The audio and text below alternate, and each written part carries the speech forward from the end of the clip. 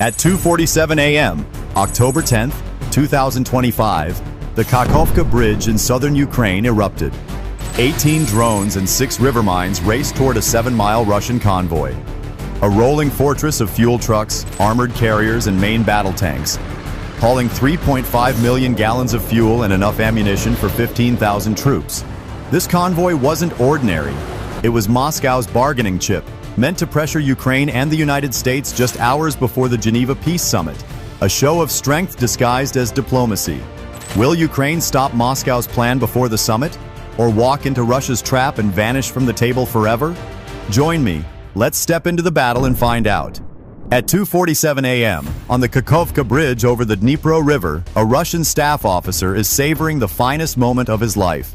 He and his comrades genuinely believe their 7-mile convoy, a steel serpent of 420 vehicles hauling over 3.5 million gallons of fuel and enough ammunition for 15,000 troops, is unstoppable. 40 main battle tanks, a hard fist of steel and 2 armored echelons, led the convoy, their heavy tracks a constant thrum on the bridge deck. High above, the Nebo M radar swept the sky. On the ground, Panzer S-1 batteries stood guard like watchful sentinels. On paper, the convoy was invincible. A fortress on wheels. This isn't a supply run, it's Moscow's golden bargaining chip for the Geneva Peace Conference. A show of power meant to buy back leverage at the negotiation table. A weapon dressed as diplomacy. The Kremlin planned to buy leverage with firepower, to prove it could still dictate peace through strength. Ukraine saw it differently. To them, every truck crossing that bridge was another bullet aimed at their future. If the convoy reached the East Bank, Moscow would control the talks before they began. Kiev made its choice: destroy the convoy and the illusion of peace with it. And while the Russian army basks in its own confidence, death is already waiting beneath their wheels. Hit subscribe now, turn on notifications, and join me as we step into the most intense moments of this operation, where every decision made in the dark could shake the world above it. While Moscow's convoy thunders proudly across the bridge, the real trap waits below. Silent, invisible, patient. Bolted to the cold underbelly of the Kakhovka Bridge were 18 Kazakh Reboth FPV drones, disguised as rusted maintenance gear. Each cost barely $600, less than a Russian officer's monthly fuel allowance, yet together they carried enough explosive force to fracture 4,000 tons of reinforced steel. For 72 hours, they had waited in total silence, running on deep sleep protocols that needed no GPS, no pilot, no radio signal. They were ghosts listening for a single encrypted pulse, their digital heartbeat. And deeper still, buried in the river's muddy floor, 6 Shchit 42 magnetic naval mines slept beneath the bridge's main pillars. They were set to trigger only after the drones struck, designed to amplify the blast into a shockwave powerful enough to shatter reinforced concrete at 5,000 psi. Above them, Russia's Nebo M radar swept the skies, searching for drones that didn't exist. For 72 hours, the bridge was a stage, and the actors were already in place. No alarms, no warnings, just $10,000 worth of silent machines waiting to destroy a billion-dollar symbol of Russian pride. The Russians looked upward for threats. The danger, however, was breathing below them. What would you have done if you were in Kiev's place? Waited for diplomacy or pulled the trigger first? Comment your answer below and let me know what side you'd choose. At 3:02 a.m., the bridge began to tremble. The Russian convoy, 7 miles long, 420 vehicles deep, had reached the halfway point. 12,000 tons of steel and fuel groaned against the structure's spine. Then, just as Ukrainian AI had predicted 3 days earlier, the column began to unravel. A dozen Kamaz fuel trucks in the center started to wobble. Their cheap synthetic rubber tires, made under wartime shortages, could not withstand the friction of the 200-mile approach. Within minutes, 6 tires exploded almost simultaneously, followed by a domino chain of blowouts. The bangs cracked like gunfire. Sparks scattered across the deck. Minutes later, 6 vehicles stalled mid-span, blocking the bridge and trapping more than 400 others in a choking snarl. On paper, it was a minor inconvenience. In reality, it was the perfect kill zone. Armored columns behind them ground to a smoky halt. Tanks stopped with their tracks half on the deck, turning the bridge into an iron bottleneck and magnifying the kill zone. 12 kilometers away, inside a camouflaged Ukrainian command bunker, a lone operator watched thermal imagery. Every vehicle glowed bright on his screen, a line of targets ready to ignite. He exhaled, placed his hand on the keyboard and pressed a single key.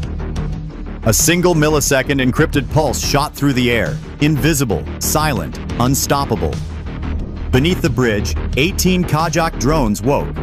Their dull green LEDs blinked on, one by one, like ghosts opening their eyes. Each drone linked to its onboard AI and used LIDAR to map the underbelly in real time, making hundreds of micro-adjustments per second. They split into 3 attack cells. Cell 1, 8 drones, locked on the ammunition trucks at the center. Cell 2, 6 drones, tracked the unarmored fuel tankers. Cell 3, 4 drones, moved to strike command and communications vehicles near the front. Their brushless motors spooled to 9,000 RPM, barely louder than a mosquito. To the Russian radars above, the air was empty. To the river below, it was alive. For the next 47 seconds, the swarm moved as one organism, gliding beneath the bridge at barely 3 feet above the waterline, threading through girders, cables, and shadow. Up above, soldiers smoked and joked about reaching camp by dawn. Down below, a $10,000 swarm was hunting $500 million worth of steel. At 3:27 a.m., inside a Panzer S-1 command truck near the convoy's front, Lieutenant Sergei Malenkov, 27 years old, noticed something strange on his radar screen. A faint ripple of static, barely visible. 99 times out of 100, it was meaningless. This time, it wasn't. Acting on instinct, he overrode his captain's orders and switched to active radar pulse mode, flooding the space beneath the bridge with a concentrated electromagnetic sweep. For half a second, his monitor lit up like a Christmas tree. Targets multiple. Moving. Close. He didn't wait for clearance. He slammed the launch button. A 57 E-6 missile, worth $150,000, screamed into the dark and struck a $50 Ukrainian decoy drone drifting just below the bridge's underbelly. The explosion shattered the river's silence, blasting a geyser of fire and water into the sky. It accomplished nothing, except to wake everyone up. Instantly, the entire 420-vehicle convoy erupted in panic. Soldiers shouted over radios, engines roared, and drivers hit their brakes at once, slamming trucks into each other. The bridge's center became a snarl of smoke and steel. One truck caught fire, another tipped sideways, blocking both lanes. In the chaos, the Russians lost their greatest weapon: discipline. And that's when the Ukrainian AI made its move. Beneath the bridge, 17 surviving Kazakh drones changed formation. They executed a beam maneuver flight pattern, turning perfectly perpendicular to the Panzer's radar dish. To the system's algorithms, they vanished, their movement absorbed into the static clutter of the bridge's metal supports. Then one drone near the front activated its X-band jammer, a weapon no larger than a soda can. The effect was instantaneous. Inside the Panzer's control truck, every screen went white, as if a flashbang had gone off inside the operator's eyes. Lieutenant Malenkov screamed for visual contact, but there was none. The air was empty. The radar was blind. The enemy was everywhere. Above, Russian gunners fired wildly into the fog. Tracers, flares, even grenades, each shot betraying their panic. Below, the Ukrainian drones moved like ghosts, gliding inches above the waterline. Invisible, untouchable. Tank crews, blinded by smoke, swung main guns and coaxial MGs toward the riverbank in frantic attempts to sweep away anything moving near the deck. Rounds thumping into girders, adding to the chaos. A $25 billion air defense network was now fighting shadows and losing. The lieutenant, still blinded by the static, whispered one line: "They're under us." But it was already too late. The ghosts had moved, and they were about to strike back. At 3:36 a.m., while the Kakhovka Bridge roared with confusion, the order came down from Moscow's Southern Command: activate the A-50. At 30,000 feet, the A-50U mainstay came alive. Its Schmel M radar swept the river valley with surgical precision, a system capable of tracking hundreds of targets simultaneously and detecting objects the size of drones from well over 100 miles. It cut through fog and interference like a blade and instantly exposed what ground radars could not. 17 small heat signatures clustered beneath the bridge's steel frame, moving in perfect formation just 3 feet above the water. A data stream flashed to a nearby S-400 missile battery 50 miles east of Nova Kakhovka. Target verified. Trajectory locked. The battery's computers didn't hesitate. A pair of 48 N6DM hypersonic interceptors, each worth roughly $3 million, ignited and tore skyward at Mach 12. The concussion from mid-air detonations rolled across the deck. Light armor and several tanks tripped fire suppression systems as superheated shrapnel rained down. Down below, the Ukrainian AI registered the threat. At that speed, they had less than 5 seconds before impact. But the Kajak swarm was not built to panic. It was built to adapt. Protocol Omega-7 engaged. Each drone unspooled a 100-foot fiber optic tow line, at the end of which dangled a small cylindrical ALE-50 decoy. It was no simple flare. It sampled the S-400 seeker and broadcasted back an amplified echo, a signature 100 times larger than the drone itself. The missile seekers found the lie irresistible. The sky split open. One by one, the hypersonics twisted mid-course, tearing after the Phantom returns. At Mach 12, one interceptor detonated in mid-air in a blinding flash, vaporizing a shockwave that boiled nearly 2 million gallons of river water in an instant. The concussion rolled across the Dnipro Valley, setting off car alarms in Kherson and shattering windows up to 10 miles away. For a breath, it looked like a sunrise blooming at midnight. From the A-50's cockpit, the Russian operators cheered for 3 seconds until the radar feed updated. All 17 drones were still there, untouched, advancing. The celebration turned to disbelief. They had just spent $6 million in missiles to destroy a $200 decoy. And worse, the enormous fireball from the failed strike now burned across the night sky like a beacon. Every radar in the region turned upward, chasing ghosts. Beneath them, in the chaos of radio silence, the Ukrainian swarm repositioned. Their AI transmitted a single instruction to every unit: prepare for final strike coordinates. While Russia hunted the heavens for victory, Ukraine was already waiting, deep under the bridge, ready to finish it. At 3:49 a.m., the night over the Dnipro River turned to fire. The air reeked of burning fuel and ionized metal from the destroyed S-400 missiles. Across the Kakhovka Bridge, 420 Russian vehicles, stretched 7 miles long, sat motionless, trapped in a web of their own confusion. In Moscow's command room, officers believed the danger had passed. In reality, it had only just begun. On the Ukrainian operator's screen, a single word appeared: execute. Within a heartbeat, 17 Kajak Ryboth drones synchronized. Their brushless motors screamed to life, blades spinning at 9,000 revolutions per minute. Then, like predators breaking from camouflage, they burst upward from beneath the bridge. They didn't target soldiers, they didn't target vehicles, they aimed for the bridge's spinal columns, the massive concrete beams bearing the entire weight of Russia's southern supply line.